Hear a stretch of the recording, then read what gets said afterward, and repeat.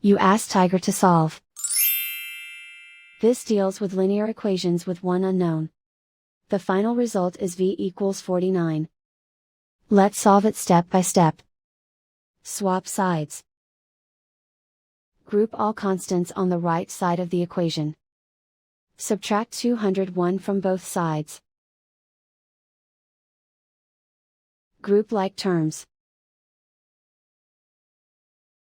Simplify the arithmetic.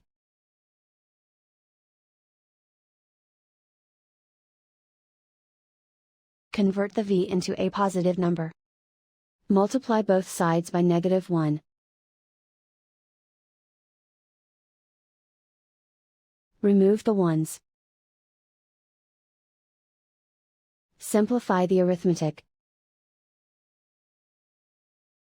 And so the final result is v equals 49.